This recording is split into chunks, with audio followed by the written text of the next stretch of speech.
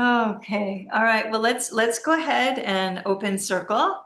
Again, everyone, I apologize for not being there in person. I was coming right up until about 3:30 when I spiked a little bit of a fever. So I'll be here popping homeopathy and juice and not infecting you. But hopefully inspiring you.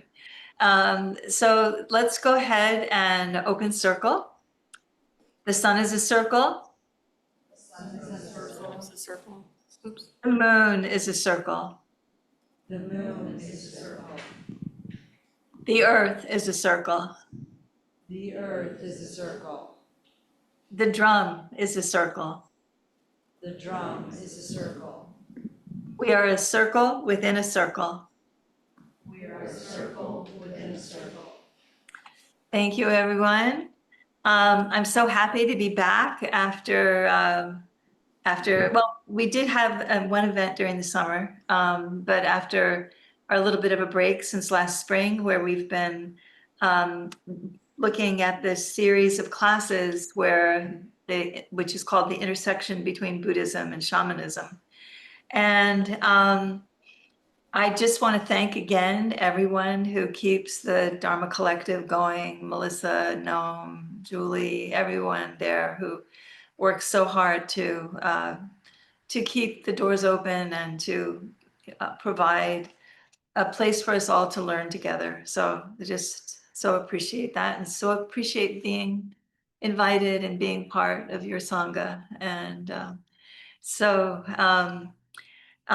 as I mentioned, this series of classes is on the encounter between and the intersection between Buddhism and Shamanism. And what we're doing is we're looking at the similarities and the differences between these two major wisdom traditions. And it's an intersection that I spend a lot of time at. I developed a therapeutic model called depth hypnosis. And this is a model that is used to help people move past trauma and to step into their Buddha nature and do all kinds of wonderful things in between. And it is a combination of the two big engines of Buddhism and Shamanism, combined with energy medicine, which we're going to be talking about this evening, and hypnotherapy and transpersonal psychology. So this is an intersection that I kind of hang out at and watch traffic go by at. Yeah. So far in the series, we've covered understanding how both modalities, both wisdom systems, are essentially a psychology of wholeness. So within Buddhism, of course, that wholeness, that psychology of wholeness, is expressed in the Buddha nature that is at the heart of all things and all beings. And in Shamanism, that psychology of wholeness is expressed at the unbroken and in everlasting connection that we all have with the earth, which is a matrix of wholeness. And so we explored that piece, the psychology of wholeness. I think you can still see those lectures if you want to. And then the second class we looked at initiation and understanding the role of initiation in both systems. And of course, initiations are often ceremonies, and in both traditions, they are marked by ceremony, marking a transition or a movement of consciousness from one way of being to another way of being. And in both systems, you have a very dynamic movement of energy, spirit, that does move through different phases of experience within each person's life. And so we were looking at initiation and how initiation marks that falling away of the old ways of being and and brings power into the new ways of being for the initiate. And then we looked at dreams, and we explored how dreams are in shamanism are essential to understanding the world of the unseen, and how those who are considered to be big dreamers, people who have prescient dreams, for instance, or dreams where they encounter those who've passed on, or um, any kind of visionary type of dream, is someone who's often recognized as someone who has been called to the path of becoming a shamanic practitioner. And then we also looked at dreams' role in Buddhism through the lens of dream yoga, and a practice guaranteed to provide you with no more sleep. So, and many other insights beyond that. So that's where we've been. And then we had the depth hypnosis book reading in the summer, which was really wonderful to be with you all then. And now we're getting ready to do a series of 3 for the fall, and along the same lines, you know, where are the similarities and where are the differences in these two systems. And this evening, as I mentioned, we're going to be looking at the role of energy medicine in both systems. And then next week, we're going to be looking at what may seem to be an unlikely pairing of Buddhism and psychedelics. And it might even seem heretical to some Buddhists. But there is an interesting place where they intersect and provide each other with insight. This is actually from a class that I teach with Onaya, which is a school in the UK, which is sponsoring a psychedelic mentorship program. And they've asked me to speak on this subject for them. And it was revelatory for me to begin to explore these areas of connection. And so we'll be doing that next time.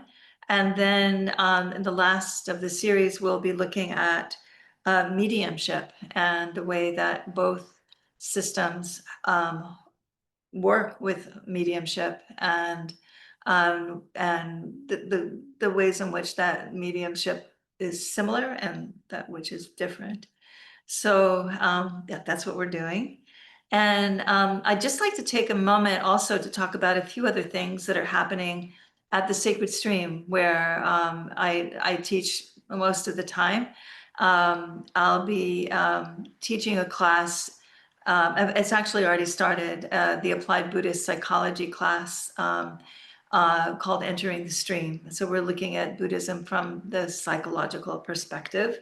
And the class has started, but it's a hybrid class, so you can listen to the lectures and join the second Q&A and listen to the first Q&A. And then also, we did last weekend have the good fortune of hosting Thupten Jinpa, who is His Holiness's main English language interpreter. And if you wanted to hear his very insightful lecture about the Buddha's life and the key teachings in the Buddha's life, you can contact info at Sacred Stream if you want to hear, register for that.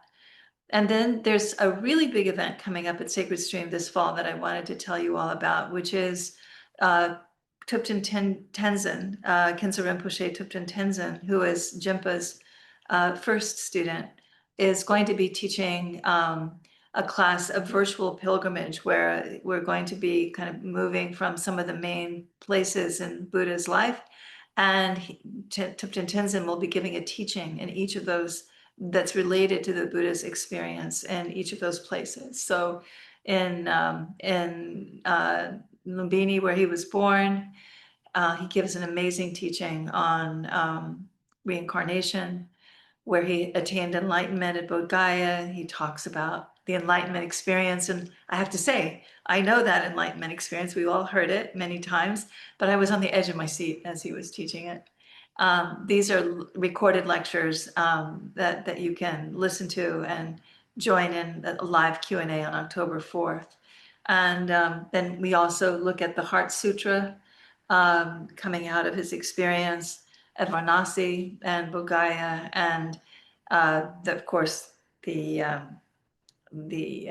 Four Noble Truths teaching, which is, fundamental but new in the way that he teaches it. He was the abbot of Gyoto Monastery, a tantric monastery in Dharamsala for 6 years. So he's a guy who knows his stuff, and he's very humble and sweet. And the teachings that he gives in Krishnagar, where Buddha died, are on impermanence. And as he says at the beginning there's impermanence, and at the end there's impermanence. And he kept repeating the lecture, and I thought, oh my goodness, I'm going to have to ask him, I'm going to have to edit this a little bit. But the way that he delivered that lecture, he looked at impermanence from all these different angles. And by the end of it, I went out and, we recorded the session, and I went out and I got in the car and I could not drive. I was so altered. So yeah, he was up to something there. So anyway, if you'd like to join us for that class, please do. There's a lot happening at the Sacred Stream, which is very much I feel like a sister sangha to you all. And yeah, so just want you to have the opportunity to connect with these wonderful teachers. And well, and for now, we will focus on our task at hand, which is looking at the connection between and the differences between Buddhism and shamanism. So what is energy medicine? Yeah, so that's the first question. And why am I talking about energy medicine in the context of these two wisdom systems? Well, let me read you a definition of energy medicine that I work with in the energy medicine program that I teach at the Sacred Stream. And it is very concise, and it is very it gets to the point, and I think better than I might be able to offer you just by speaking. So this is something that came through when I was working on the curriculum there. Energy medicine is a description of the anatomy of the non-physical structures underlying manifestation of the physical body. It is a specialized area of understanding of the non-physical. It is also a description of the processes of energy flow through those structures. Because we are largely unaware of the dynamics of these structures and processes, we miss out on quite a bit. So becoming aware of what energy medicine is very helpful, because it underlies all of our experience. And as we become aware of what is going on at this level, we begin to understand all of the different layers of understanding that are available to us on an energetic level in Buddhism, and on all of the layers of healing, all the layers of being, where healing can take place from a shamanic point of view. And of course, that's not to say that healing doesn't take place through working with energy medicine in Buddhism, and that insight does not arise in shamanism working with energy medicine. But that's the two primary focuses: healing in shamanism on an energetic level, and being able to deepen one's insight from being able to perceive things on an energetic level in Buddhism. And I'd like to take a moment to just talk a little bit more about the role of experience of energy in relation to our ordinary experience. And one of the ways that you can trace that is to look at layers of experience. And I'm going to do that in both systems. So in shamanism, when you're working with the process of healing, and of course, I'm talking about applied shamanism, which is a aspect of Buddhist practice that I've focused on and developed, which does not include forms of shamanic practice that don't do nice things, that don't focus on the collective good. And there is a lot of shamanic practice that does that, but that's not where we're looking. And we're also, applied shamanism also focuses on healing, wherein shamanic practice can focus on many, many, many different aspects of experience, including healing. We focus quite a bit on healing. And just as a reminder for everyone about what shamanism is it is a system of understanding that is based on earth-based wisdom. And it's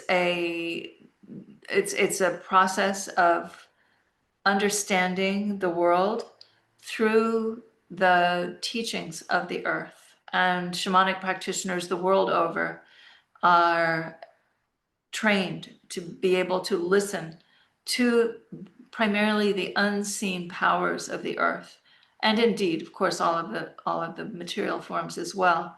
But so the idea of energy medicine and shamanic practice is completely natural because you're always working in the world of the unseen. And this is also true for Buddhism. Because ultimately, we do our prostrations, we study our sutras, we work with meditation, and we begin to see there's a lot going on beyond the physical. And through meditation and other forms of practice, the world of the unseen is very present. So, and one of the things that my students will often hear me say is that energy medicine is at the heart of Buddhism, and it's at the heart of shamanism. And so I'd like to demonstrate that the layers of being, in terms of grosser to more subtle, in shamanism, and then I'll do that same thing in Buddhism, just to kind of give us a trajectory, starting with the material. So in terms of when you're looking at imbalance from a shamanic point of view, and this is also something that we adapt in depth hypnosis. Oh, sorry. I had my phone up just to make sure that, in case I needed to, in case anyone there called me. So in shamanic practice, when you think about healing, and you think about the different layers or the different places where imbalance might manifest, and different layers of one's experience.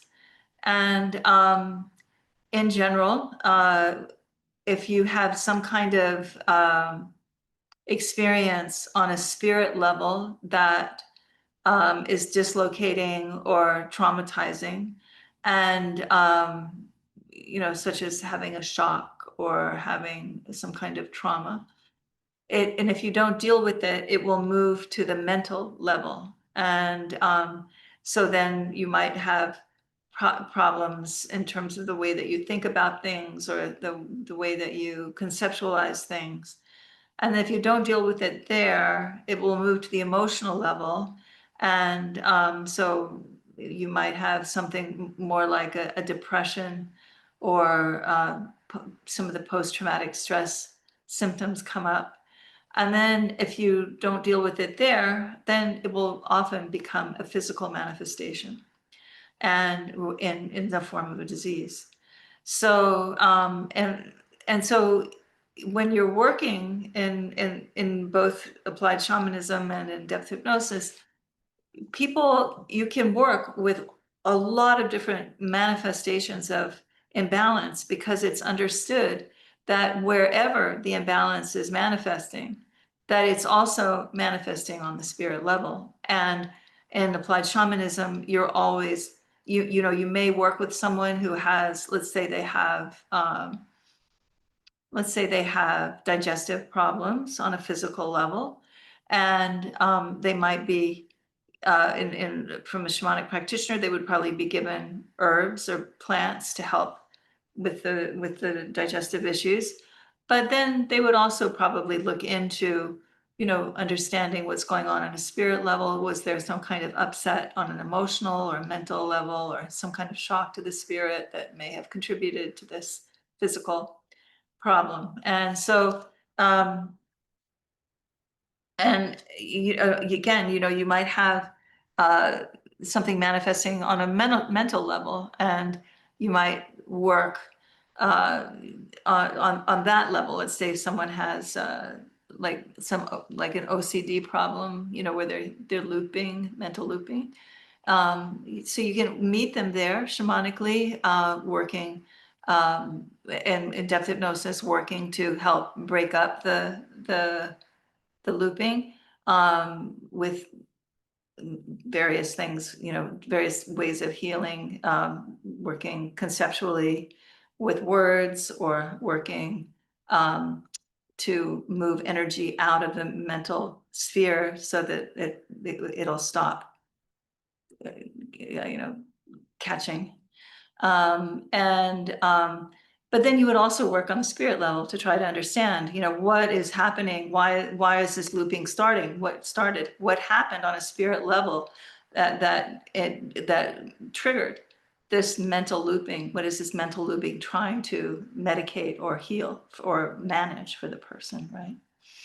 So you have these different layers of manifestation of imbalance, and at the heart of all of it is always energy medicine.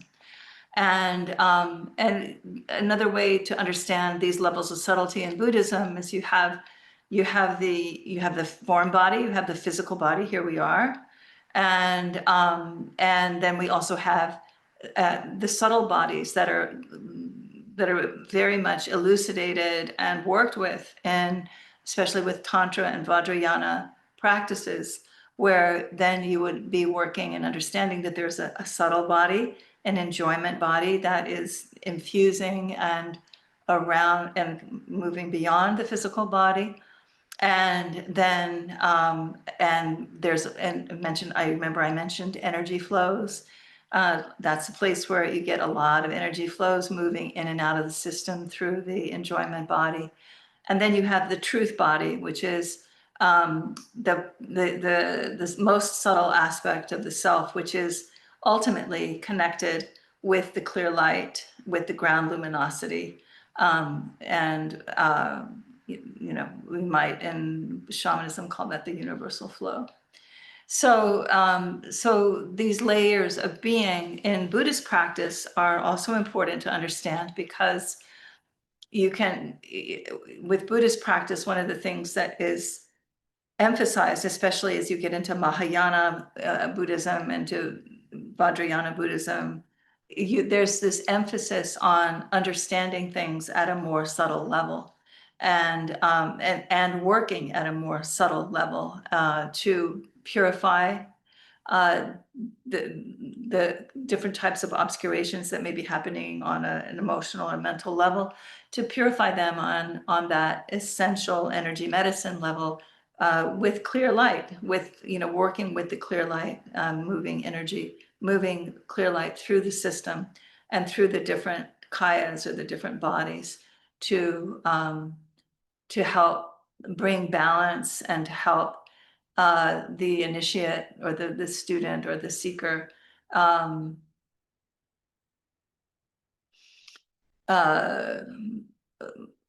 move past or move through obscurations that might impede their developing awareness, and path toward greater understanding.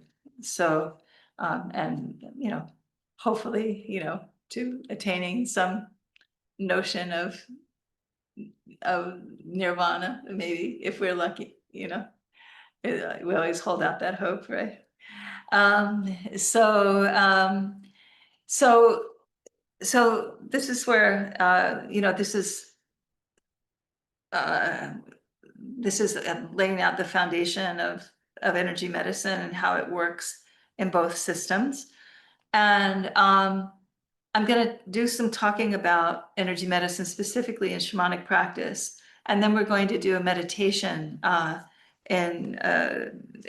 with Vajrasattva, a meditational deity that you find in Mahayana Buddhism in particular, that is all about purification and clearing and working at that very subtle level. But before I do go into the specifics of these two, I just want to see if anyone has any questions.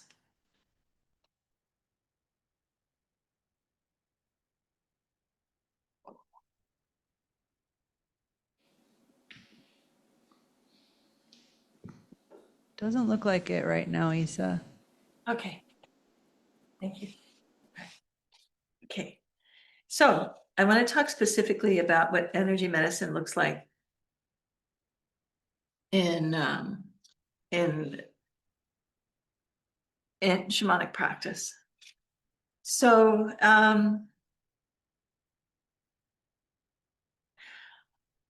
all shamanic healing is about moving energy. So there's certain, I've talked about this before in the previous classes, but that are part of this series. There are certain imbalances that are recognized across many shamanic traditions that are understood to be imbalances of the spirit that need to be corrected. And the way that they are corrected in shamanic practice is through the movement of energy.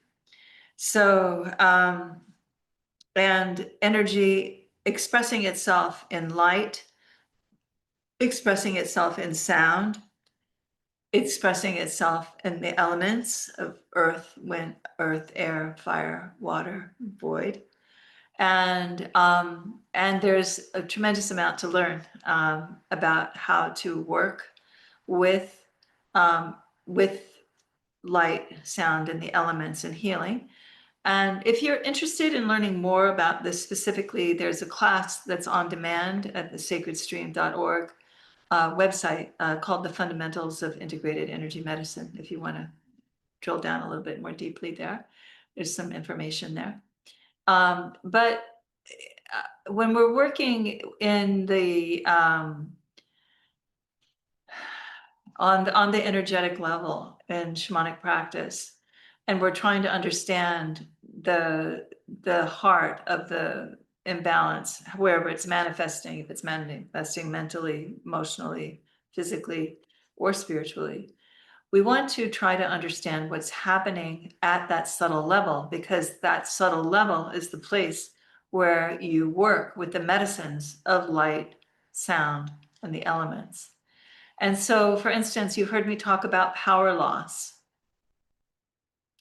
wherein someone feels kind of depressed and a low-grade depression, low-grade anxiety, often feels like bad luck, has trouble, sort of in focusing. And power loss is something that happens when you're exposed to something negative over time. And as you might imagine, we are probably all in a state of power loss with everything negative that's happening over time, both in the collective and then also in our own personal lives. So power loss is a big, big issue to address. And so on an energetic level, what's happening with power loss is that there is quite literally a leaking of energy out of the system. So a person's energy system, their subtle bodies, their physical body, can't hold power. It can't hold energy in a consistent and steady way. And so that leaking is something that needs to be remedied. And in a shamanic practice, the way that energy is remedied, is that there is a power retrieval that the shamanic practitioner does by going through the shamanic journey with helping spirits who are known to the practitioner, and going into the inner cosmography of the shamanic practice that I've talked about at length before, which is characterized by a three-part world, wherein the shamanic practitioner is looking with the help of their helping spirits to find the source of power that is going to antidote the power loss. And that, so they're working through in an altered state of awareness that is attained through the shema, through the usually some kind of repetitive sound, and working primarily with the shamanic journey. You can also work with plants to do this, and working to find that source of power that is going to antidote that power loss. And then the helping spirit finds that source of power, and either the helping spirit or the practitioner, or usually both, bring that source of power back to the person who is suffering from power loss on that energetic level. And that it may manifest, or it may make itself known as a form of light, or or perhaps as a healing song, or it might actually take some kind of geometric form, and that is brought back and blown into the person's energy system. And so then you have an energetic shift where you have the system that was leaking energy on that subtle level now able to hold energy, because that power is now there. And so then the symptoms on, you know, the other levels, that mild depression or mild anxiety, will subside, and the person will feel better over time. So that's working energetically. It's all about the move, as I mentioned in the first definition. It's I'll read that definition again so you'll see, because when you first hear that definition, it's kind of like, what? But within this context, let me find that again.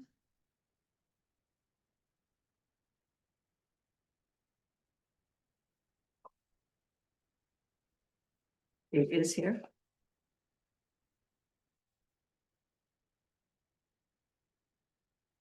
Energy medicine is a description of the anatomy of the non-physical structures underlying manifestation of the physical body. So it is, and so those non-physical structures are the subtle bodies that are expressed through the kayas in Buddhism. It is a specialized area of understanding of the non-physical, and it is also a description of the processes of energy flow through those structures. So right there, you see the energy shift from the leaking to the restoration of power into the person's subtle energy body through the return of the power, through the power retrieval.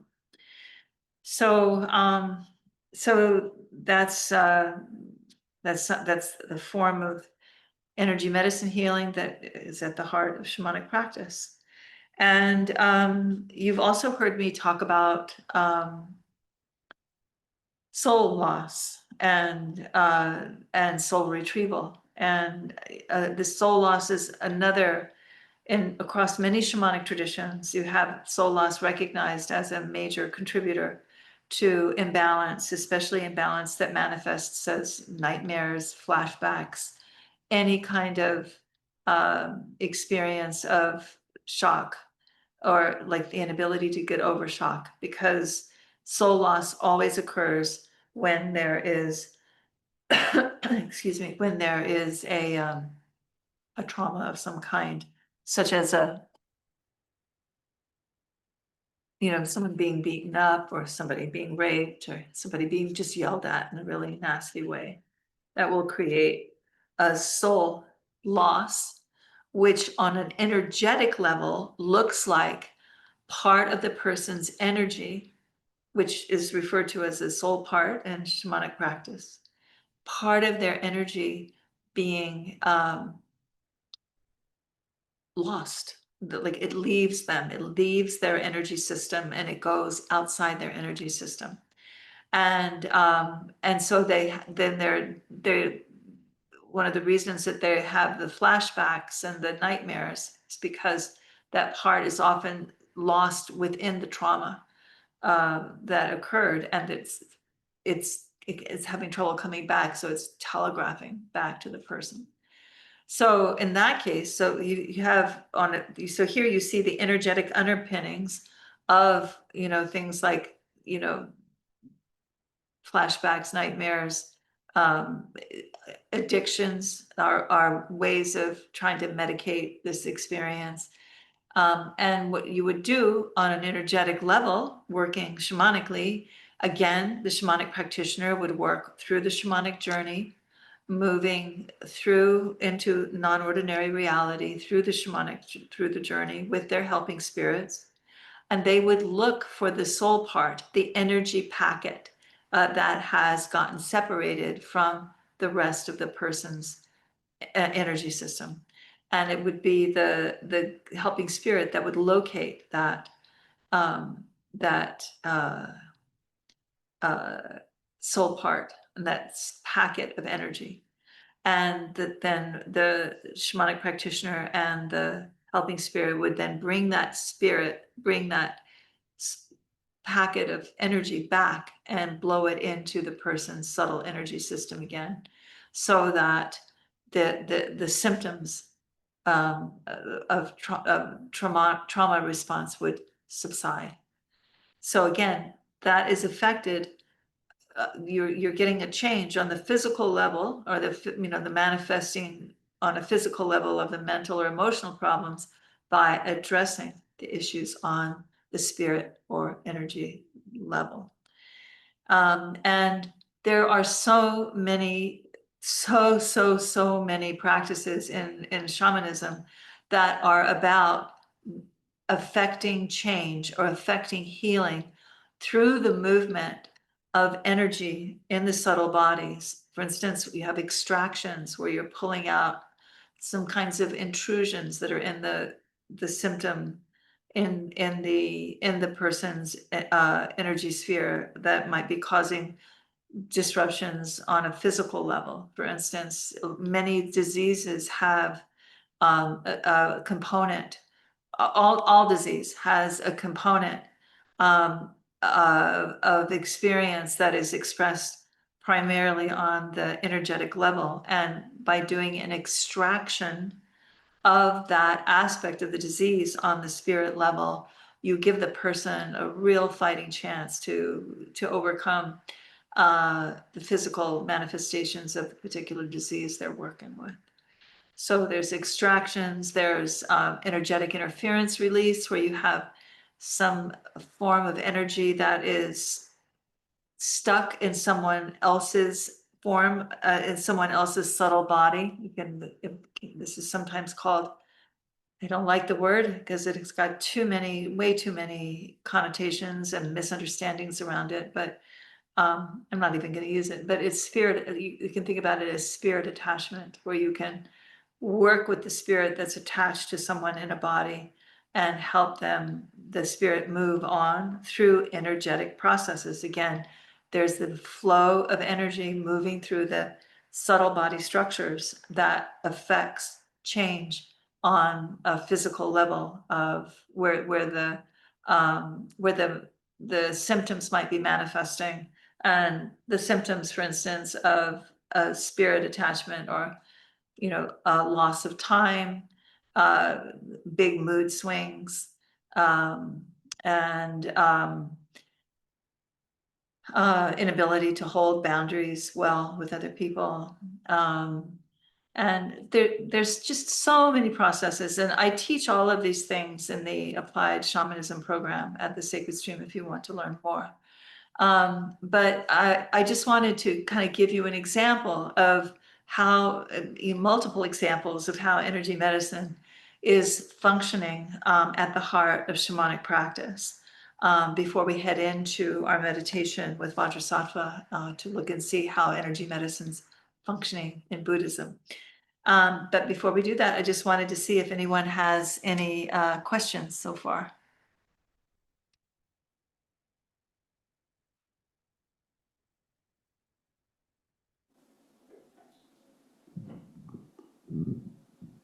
Doesn't look like it. Wait.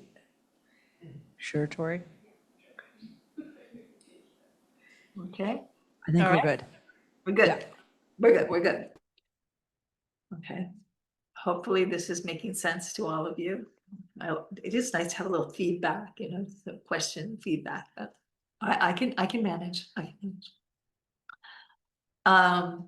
Okay, so now we're going to head into looking at energy medicine in Buddhism.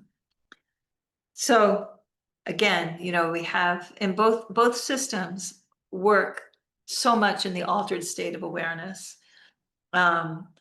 In shamanism, that altered state of awareness is attained usually through a repetitive sound that alters the state of awareness. And then you also have the psychotropic plants that alter the person's state of awareness. So working at the spirit level or on the energy medicine level is natural, part of the practice. And that is true also in Buddhism, because in Buddhism, you're working in the altered state of awareness constantly with meditation. And the different types of meditation, you're working at your focus is focused inward into the more subtle levels of experience. And so it's natural that you would find energy medicine practices in these systems that have so much emphasis on understanding things on a non-material level and learning, they have different purposes of working beyond the physical, but nonetheless, so much experience happens beyond the physical. So in both systems. So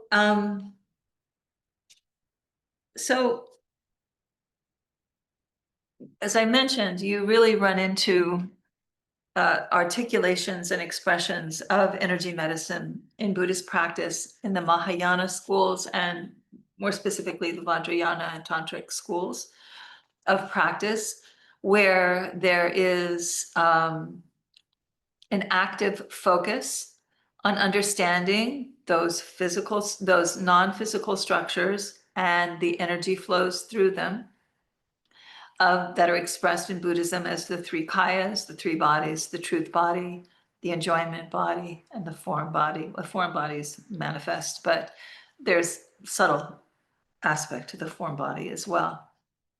So, and so one of the, in Buddhism, the study of the three kayas and some forms of practice, and the way that energy moves across physical experience into the less gross experience of the enjoyment body and into the most subtle aspect of the truth body. There are so many practices that focus on this movement from most gross to most subtle that are related to practices about dying, and wherein the energy of a person's energy is moving out of the physical form body, or moving more inward into the more subtle body, the enjoyment body, and then moving ever inward through into the truth body, into the ground luminosity. And there are many practices that are related to understanding this movement of energy. Again, you've got movement of energy moving through the structures, the subtle structures of experience. And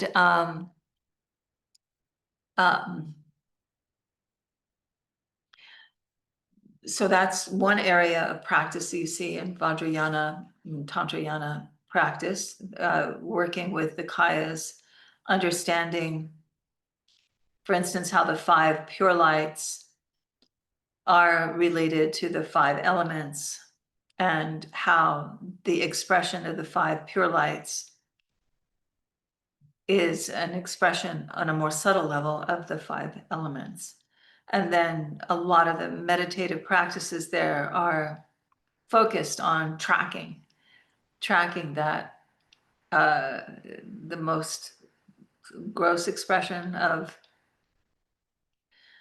the elements into the more subtle expression of the 5 pure lights, and then into the most subtle expression where they all collapse into the clear light, right? So there's a lot of practice there in terms of understanding the different levels of manifestation that are underpinning our experience. And in Buddhism, it's important to understand these more subtle levels of experience, because the deeper you go into Buddhist practice, the more subtle the manifestations of karmic traces that one is trying to remove through Buddhist practice become evident, right?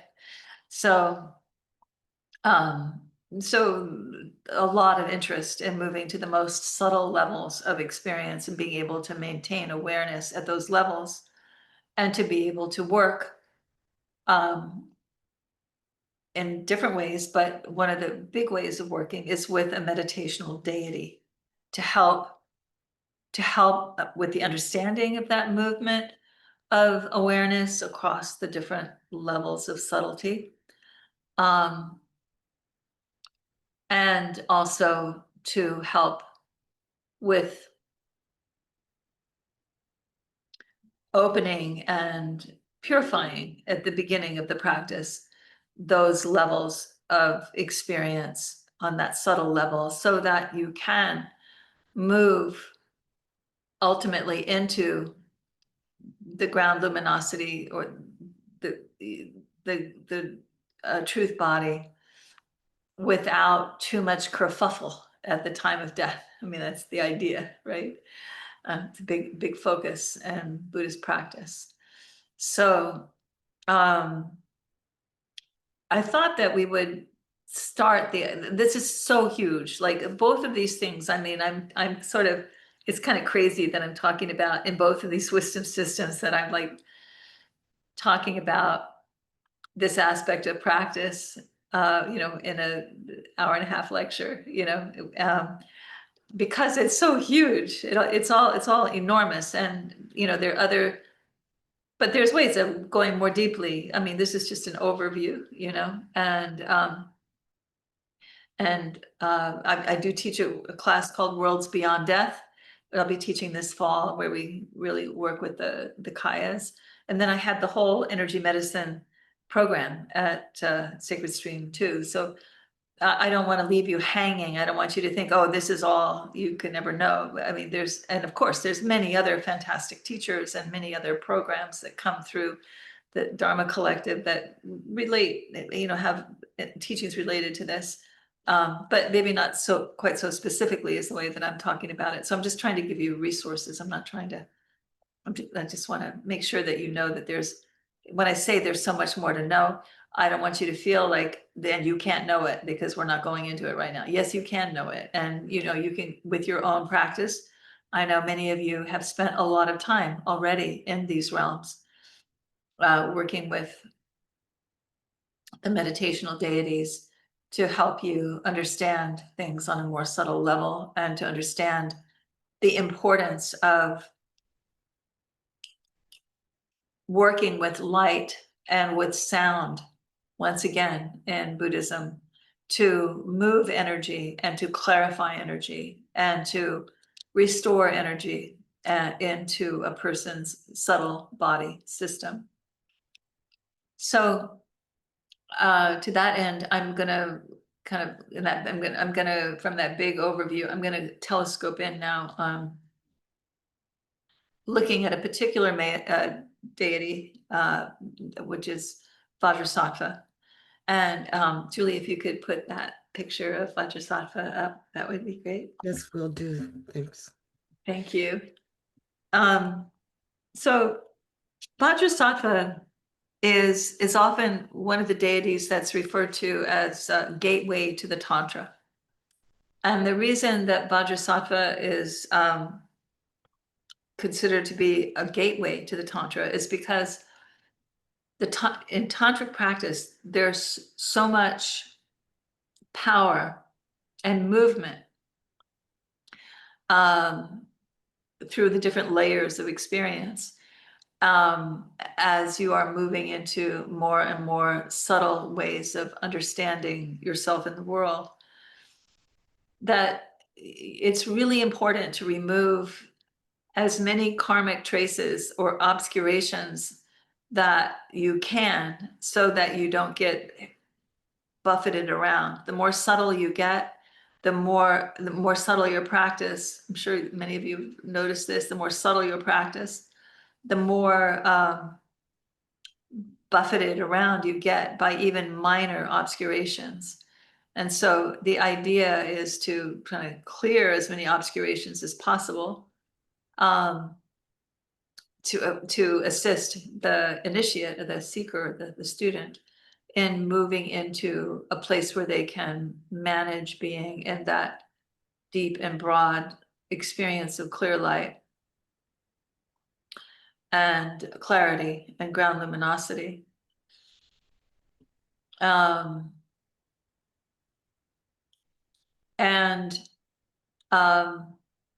Yeah, so there's a lot I could say there, but I think I'll just stop there. So I'd like to just talk about Vajrasattva, who you are looking at right now. Vajrasattva is often called the diamond being. And the Vajrasattva, I like using they for the deities, even though in traditional texts they're always referred to as he, but I think we can move beyond gender. Vajrasattva is the main deity employed for purification by practitioners of all levels of Tantra, particularly at the beginning. And the Vajrasattva has several forms, but always Vajrasattva is white in color, signifying their immaculate purity and their connection with the clear light. And they hold a Vajra, which you all know, the diamond, often called a diamond bolt, lightning bolt, which symbolizes skillful means. And they also hold a bell, which signifies wisdom. So this indicates their capacity to bring both skillful means and wisdom to bear upon a person's quest for self-understanding and understanding of reality generally. And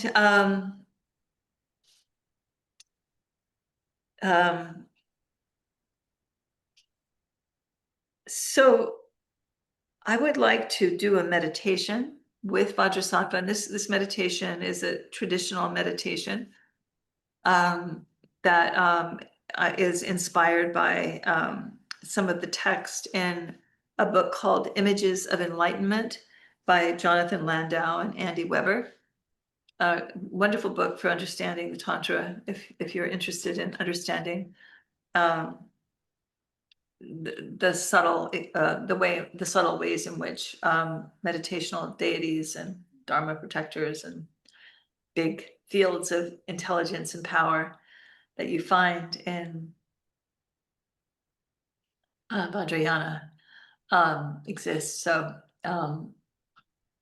so let's go ahead.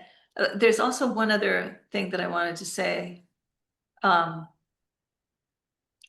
reason for having a purification process at the beginning, I've mentioned for personally how important it is to kind of purify as much obscuration as you can before you get too deeply into the most subtle practices, so that you can maintain stability as you do that. But there's also another aspect in terms of the Tantra, which is that this purification process is also a way of protecting the Dharma from people who might try to kind of horn in on the power of the Dharma with less than pure intention. And so it's a way of protecting the Dharma as well. The purification process of the initiate protects access to the deeper knowledge within the tantric practices, and by having a gatekeeper like Vajrasattva, and there's also Vajradhara, and other deities right there at the entry to Tantra. But it is a way to protect the Dharma and keep it from being absconded with in an inappropriate way, or focused or used in an inappropriate way. So it's both internal purification for the initiate, and also a way of protecting the purity of the teachings, because they are big and complex, and it's easy to get lost, without if you're still filled with lots of obscuration, so you're not working to transform them. Again, that movement of energy across the energy structures of the subtle bodies in the mind, the heart, the speech, in Buddhism, of the clear light moving through and moving. So you have the energy flows that I talked about at the very beginning, and you have the structures on the energy medicine level that it's moving through. Okay. So let's go ahead and do a meditation. Take a moment before we settle into our meditation to really look at Vajrasattva here. Note this white color, note the Vajra and the bell. And note that white color is indicative of Vajrasattva's intimate relationship with the clear light and the ground luminosity, which we're going to work with now. Now, I've been using the word clear light and ground luminosity without necessarily having properly defined it for some of you, because we have worked with it in our previous classes, but not all of you may have been in those classes. So is there anyone here that needs me to talk about the nature of the clear light a bit more before we go into this meditation? There's a yes on that, Isa. Okay, thank you. Also, the Vajrasattva image is doing a really interesting little dance, which is sort of cheerful and distracting at the same time. So I don't know if you're in control of that, or if that's you, Julie. That's so funny. Yeah, let me it's like see if I stop I'm hopping taking all over notes the like crazy, screen. so maybe that's what's happening. I'll lay off the keyboard while we're meditating. Thanks. So, Yeah, thanks, Isa. Clear light explanation desired. okay. So the clear light is a subtle field of experience that is characterized. I'm just wishing I had a bell here. I have a bell, but I don't have the kind of bell I want.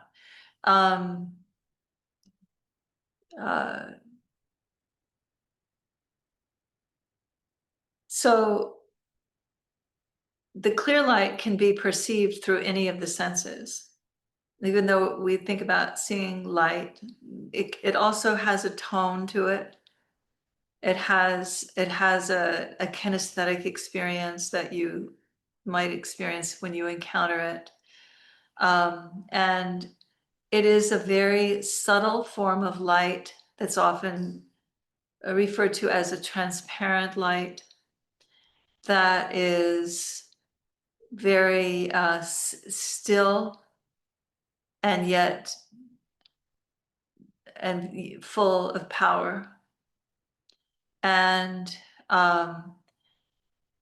in Buddhist practice, the clear light is the essence of what is called the ground luminosity, which is the place from which all manifestation arises and to which all manifestation returns. So the clear light is a very subtle and yet powerful experience that that is very that is worked with in Vajrayana practice, and we work with it in energy medicine, integrated energy medicine, quite a bit to bring stillness, clarity, transparency into the different layers of a person's awareness or experience. And we'll be working with clear light in this meditation, and hopefully this is an explanation that will help you be able to drop into the visceral experience of the clear light as we move into this meditation. Does anyone need a further explanation?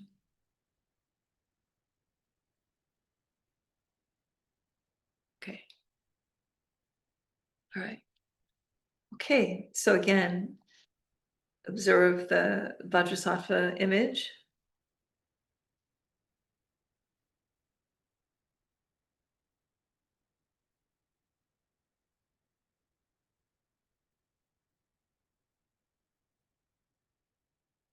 And then when you're ready,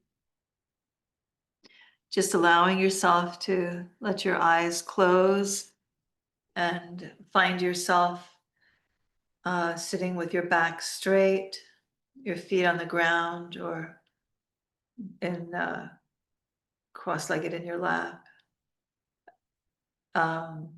Feeling your hands in your lap, your eyes closed or semi-closed.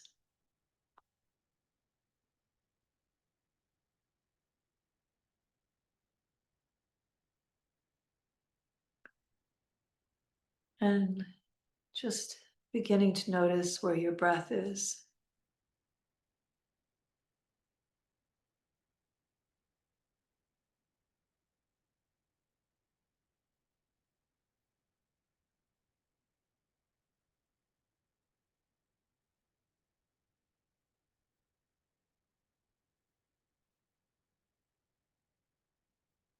Just watching your breath move in, watching your breath move out.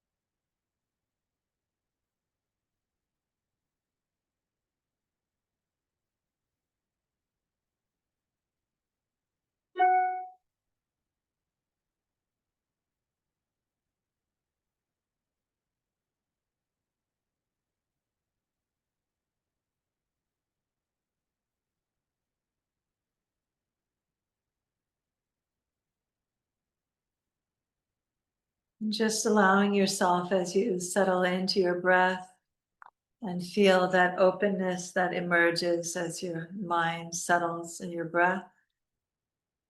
to bring the image of Vajrasattva into that space, remembering that purity that's indicated by their white color,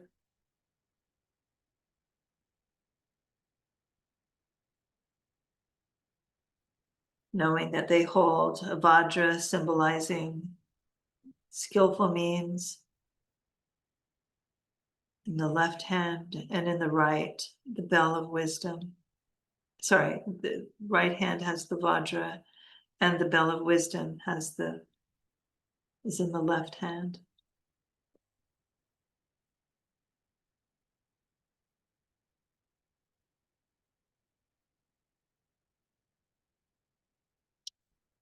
And as you visualize Vajrasattva before you here,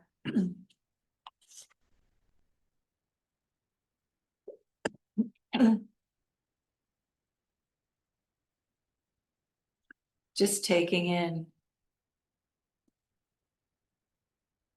the purity of the white light.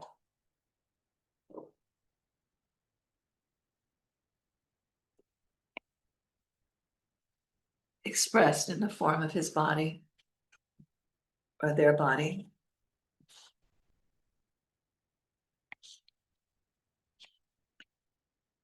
And as you hold the image of Vajrasattva before you, allow yourself to sense or feel or imagine that there's a ray of white light emanating from Vajrasattva's crown and moving into the crown of your head.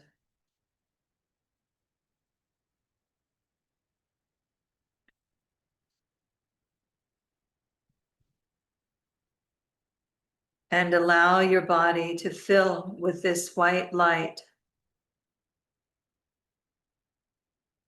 purifying all of the obscurations from this lifetime or any other that you may have subjected your body to.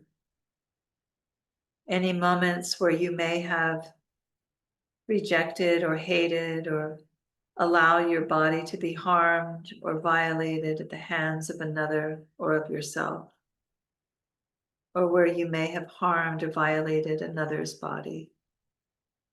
Just allowing any of that experience to open to this white light emanating from the crown of Vajrasattva's head and moving into the crown of your head.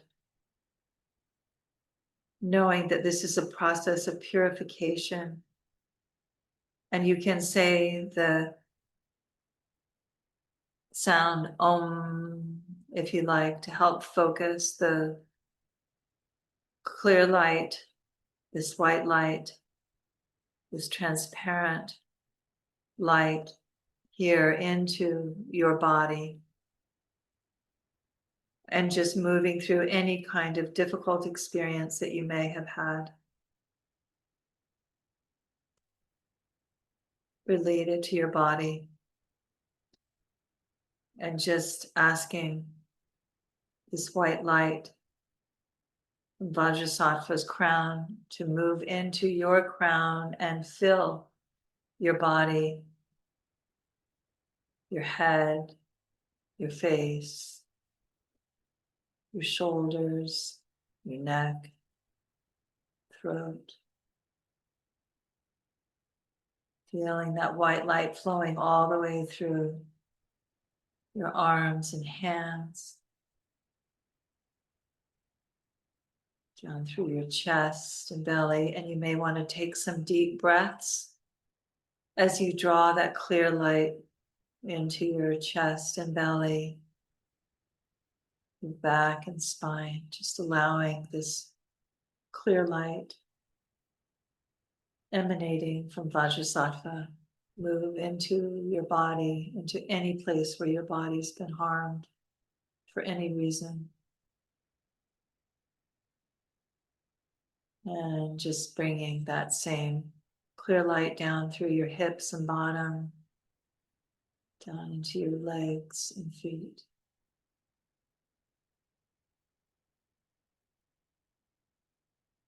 Again, you may take some deep breaths just to really breathe in this clear light emanating from Vajrasattva's crown, and entering into your body through your crown. And you may want to say the syllable to help focus that light and to bring that purification more deeply into your system.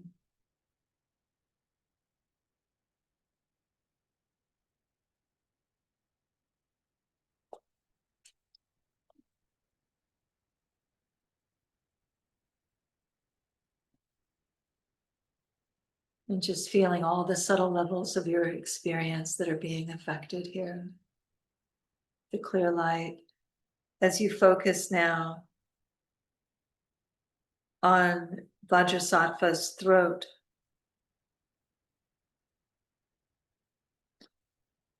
and allow yourself to sense or feel or imagine another ray of clear light flowing from Vajrasattva's throat into your throat.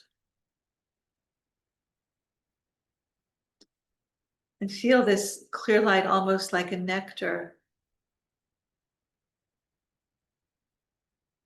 filling your throat as you ask for purification of whatever speech you may have uttered unkindly toward yourself or toward others in this lifetime or any others. Just allowing your speech, all your words that you've ever said that were not positively intentioned, to be cleared with this clear light emanating from Vajrasattva's throat into your throat. And you can say the syllable ah to help focus the clear light here into any speech that you may have uttered that was not positively intentioned in this lifetime or any other. So here we're asking Vajrasattva to purify our speech, just as they purified your body. And just allowing yourself to let that clear, pure light move into any utterances that you may wish that you hadn't said. Holding compassion for yourself, letting this clear light clear away any of the debris or negative traces of this speech, so that your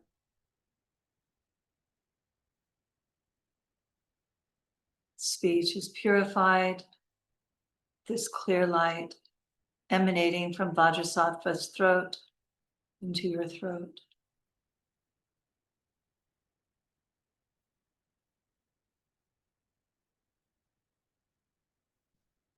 And again, you can say the word ah, that syllable ah, to help focus that light into your speech.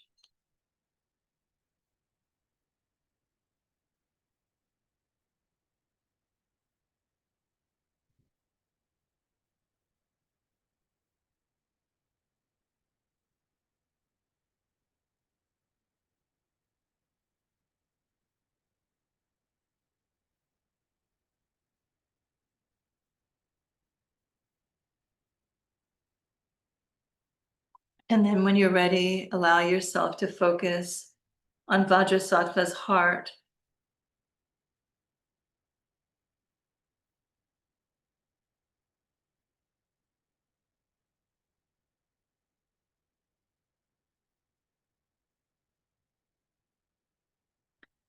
And allow yourself to sense or feel or imagine a purifying light emerging from their heart into your heart.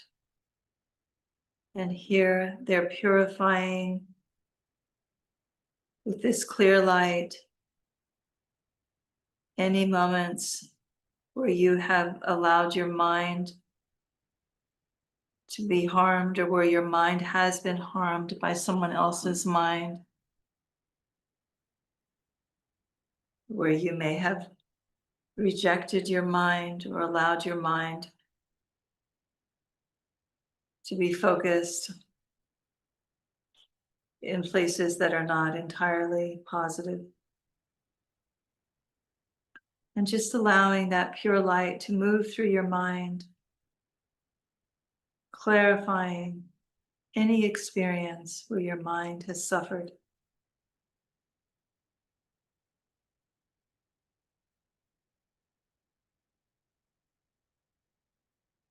And you can say the syllable home to help focus this pure light throughout your mind, through all of your thoughts, all of your conceptualizations in this lifetime or any other, just allowing all of your thought processes to open fully to this clear light.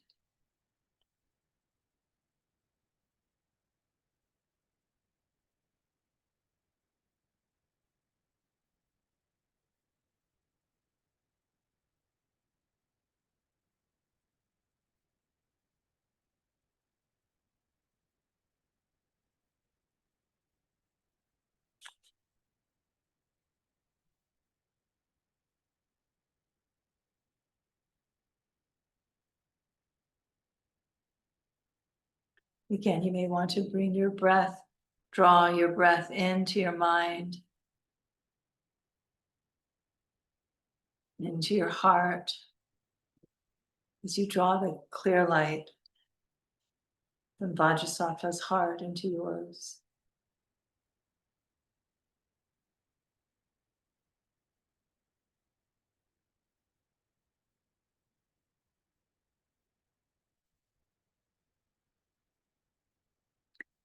And just allowing this clear light, which is almost like a nectar, to wash away all the roots of physical disease and sickness, purifying your body,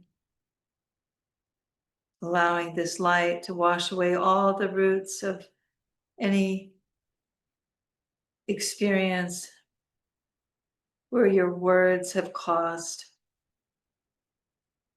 you trouble, feeling your speech being purified, and allowing this clear light, almost like a nectar, to wash away the presence of any negativity in your spirit, in your mind, your heart.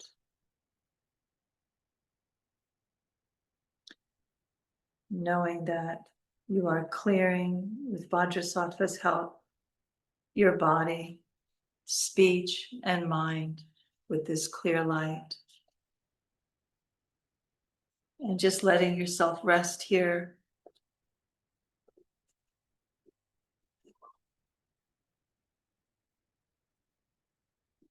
In this clear light.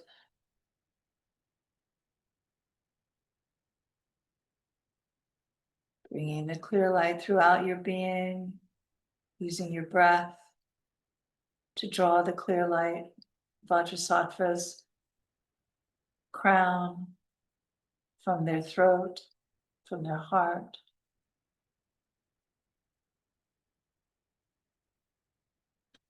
Just letting yourself rest in this clear light. Feeling all of your obscurations of mind, speech, and body purified.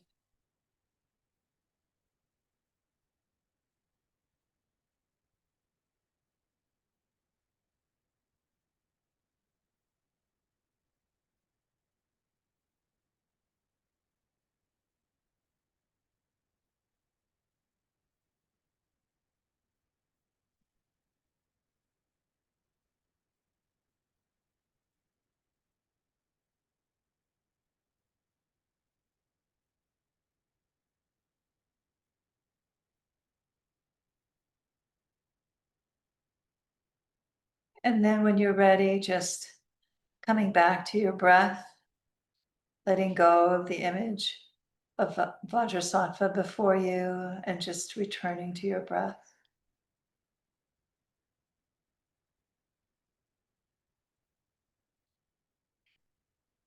And just watching your breath move in, move out.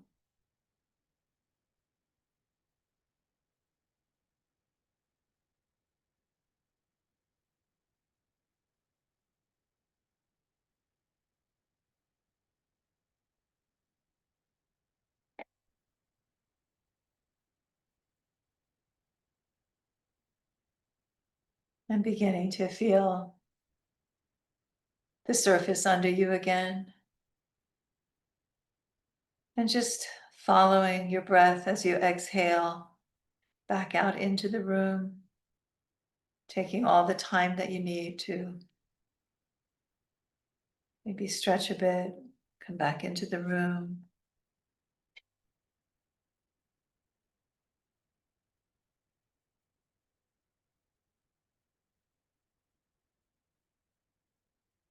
You may want to just take a moment to reflect on your meditation. Might want to take a note or two.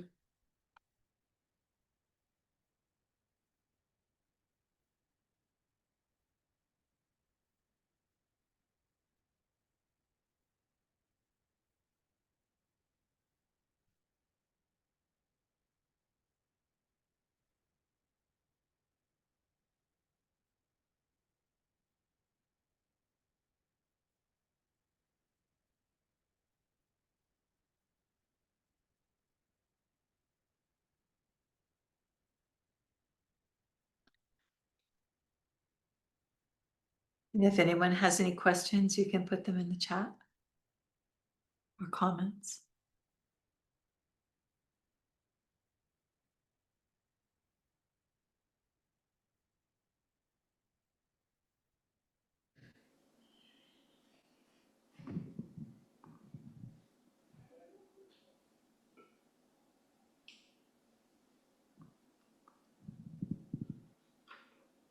Anyone have any questions or comments?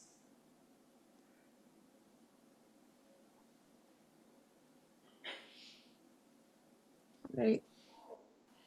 I'm sorry. I think, Oh, there is a sorry, is there someone online going? yeah, I'm wondering if Q wants to speak.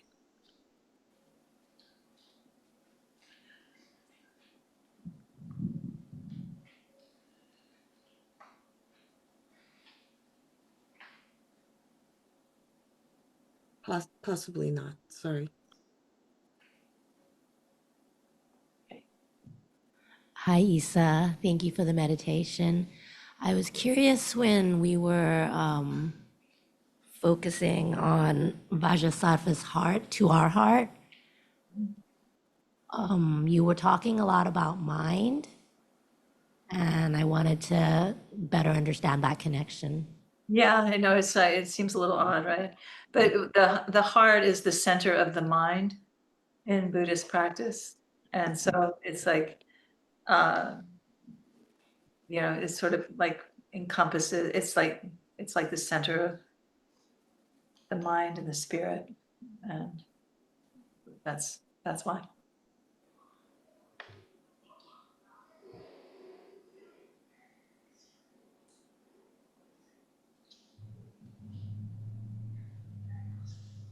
Okay, well, we've had we've spent some time here with energy medicine, understanding its role in these two wisdom systems of shamanism and Buddhism, in helping elucidate and clarify and point to and articulate the subtle level of experience that is at the heart of all phenomenon, and in shamanism, at the heart of all the healing practices, and in Buddhism, at the heart of all the processes that are engaged within Buddhist practice to move one toward a greater state of awareness. and understanding. So hopefully this has been helpful for you, and maybe begin to think about things, as having a more subtle level of experience when you're focused on the material. And I would really recommend doing that meditation again and again and again and again. It's you can, maybe you just need to listen to it with me one more time, or two more times, or three more times, and then you can, you know, have your own image of Vajrasattva that you work with after you do your shamatha practice to do the purification. Because, as there's so many levels of experience that we may have overlooked, and as we become more aware of the more subtle levels of experience, we can bring clear light and healing and clarity to the one. So I wish you well in your practice. Okay. Any last question? There's a question, Isa, and there's some comments in the chat that we can't see. Okay. Hi, thank you so much. It was really enjoyable. I've never practiced that way before. I'm curious if you also connect with like lower energy centers from Vajrasattva, or do you usually just do those three? Oh, this is a process of clearing body, speech, and mind. And so that's why you're working with those centers, because they're the sort of entryway for the clear light into the system for body, speech, and mind. But you certainly could work with, you could, if you feel like, particularly with your body, if you feel like you have like, any kind of difficulty with your body, you could bring the clear light into the chakras that are related to that area. Like if you have, let's say you have back pain, you can bring the clear light into, the second and first chakra. If you have lower back pain, for instance, you certainly could do that, and bring, deepen with your breath and with the sound, deepen the level to which the clear light's going. But that was a meditation, a classic purification of body, speech, and mind, and those are the centers for them. Cool, that makes a lot of sense. Thank you. And just like maybe a follow-up is I've been really interested in themes of like a fundamental sense of like worth or safety and security, which seems like very root chakra stuff. So that's why I was wondering if that makes sense to kind of think about the light coming in from that area for that. Yeah. Brilliant. Yeah. Focus on the root chakra and use your breath and sound to bring it in. Absolutely. Thank you. We did have a question online from Q, thanking you, Isa. And also, as far as the previous recordings you mentioned, I directed everyone to the YouTube SF Dharma Collective channel, but is there some other place that anyone wants to share? Okay, so that's yeah, probably the Dharma Collective. Yeah. Okay. Thank you. And if you want to put sacredstream.org, I mean, I don't know. I don't do the technical part of Sacred Stream, but you can find it at Dharma Collective's YouTube. You don't need to look at I don't know if it's on our YouTube either. Okay. As well. I don't know. Sorry. Hi, this is not necessarily a question, but more like a comment and a share. I wanted to thank you first for that beautiful meditation. I've been studying Vajrayana Buddhism for like the last 4 months, and the school that I practice with out of New York regularly do this kind of purification meditation. I just wanted to share how different this was slightly. In a beautiful way. So typically the practice that I'm led through is where we imagine the deity or a teacher of ours sitting in front of us, and then seeing them kind of float, face the same direction as us, and then like kind of shrink as small as like size of a thumbnail and just kind of hover over the crown of your head and then start entering, your body as a light and kind of starting with the crown, going all the way down and kind of to get rid of those obscurations, like purify the body and to go through the crown, the throat, the heart. So this was different in that I'm visualizing the deity in front of me and visualizing the light kind of coming at me.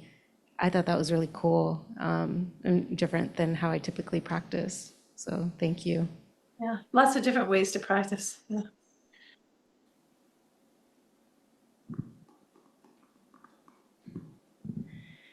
Thank you for the meditation. I don't have a lot of experience in Buddhism. I guess I've been coming to the Dharma Collective for the last year, but I haven't studied much beyond the coming here weekly. But I haven't encountered here, at least, many meditations where we're using sound. And I found that really effective for me, the different syllables and, I don't know, just focusing the energy like that. And I was curious, do you do that in a lot of different meditations that you do? Or are there specific ones I should look toward if I find that a good approach for me? Yeah, I mean, using syllables to help focus experience is common throughout Tantra and Vajrayana, and even all the Mahayana schools. I mean, you use sound in the form of mantra, even in Hinayana or Theravadan schools. But if you're interested in exploring the role of sound and light, I really recommend a book by in meditation, or just to understand the role of sound and light more thoroughly and the elements. I would recommend a book by Tenzin Wangyal Rinpoche. That's Tenzin Wangyal, Wangyal, Rinpoche, Rinpoche. It's called Healing. I think it's called Healing with Form, Energy, and Light. And that'll give you more instruction there. Thank you. Appreciate that. Sure.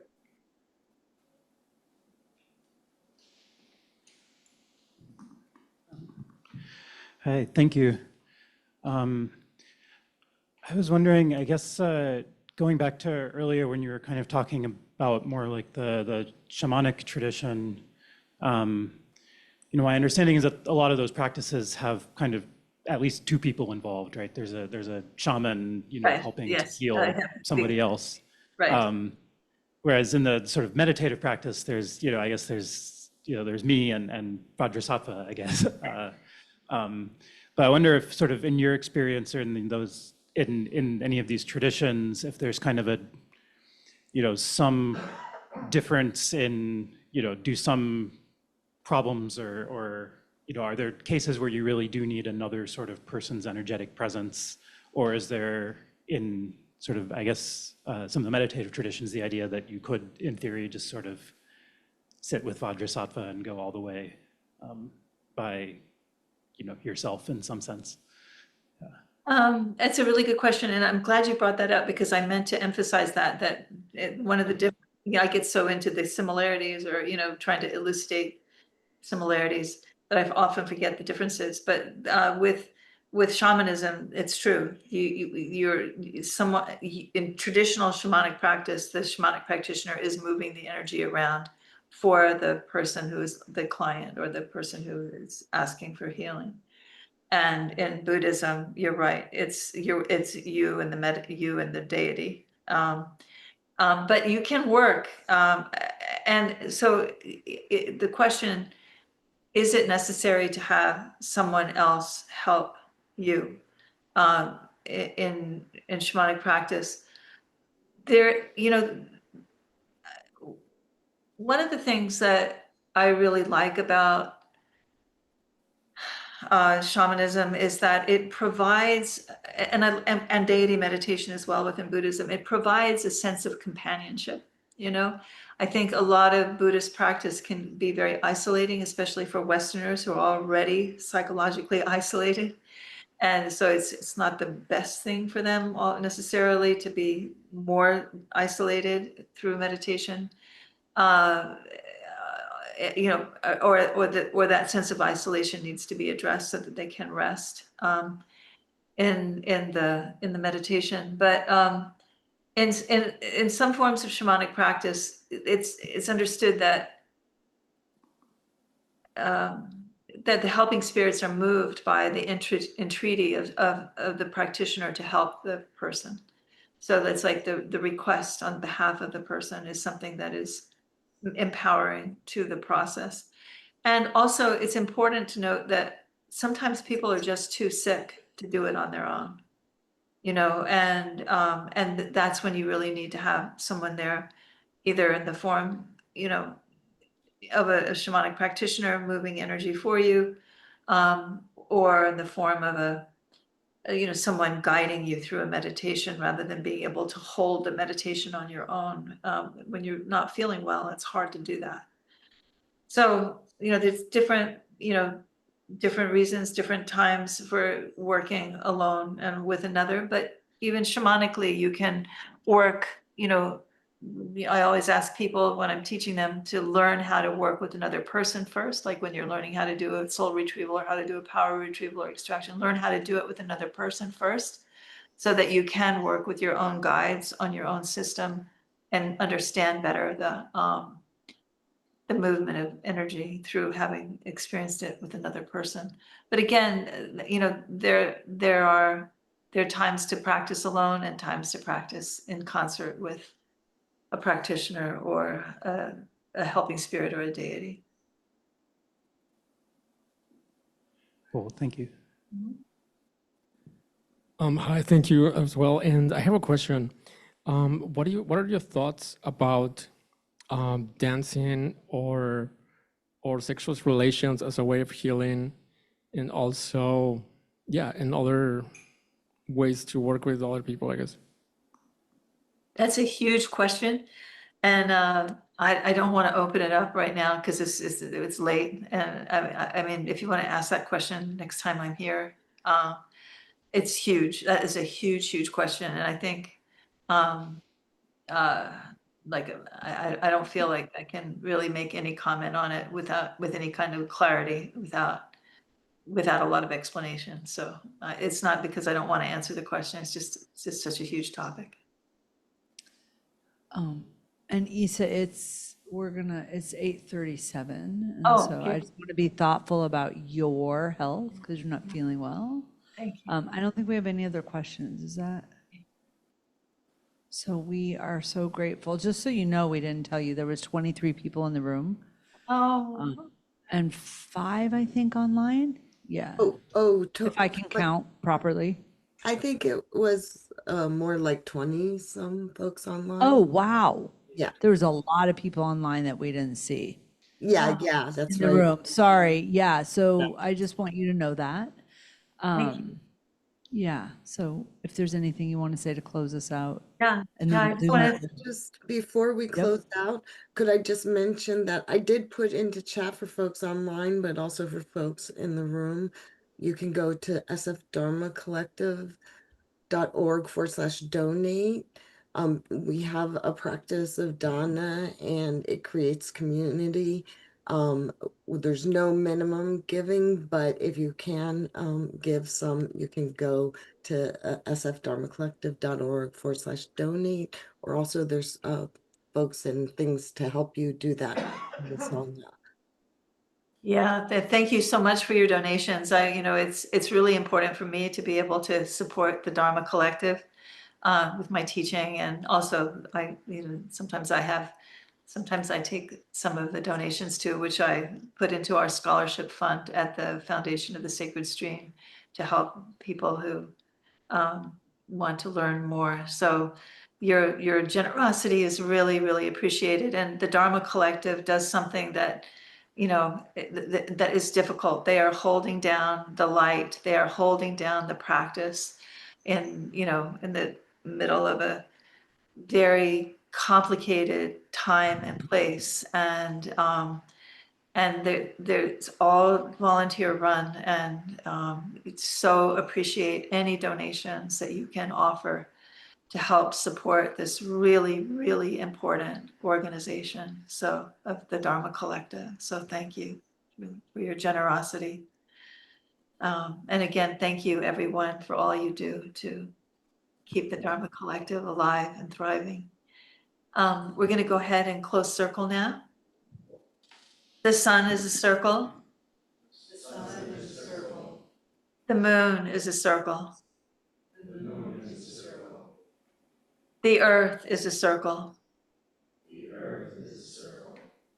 The drum is a circle.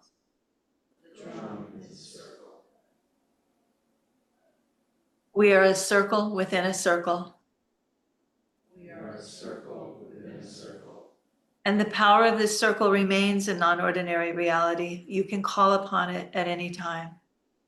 Thank you, everyone. And thank you for your patience with me being online. Thank you. Thank you. We look forward to seeing you soon, and we hope you feel better. Thank you. You're getting lots of little hearts on the screen. Thank you so much. You're welcome.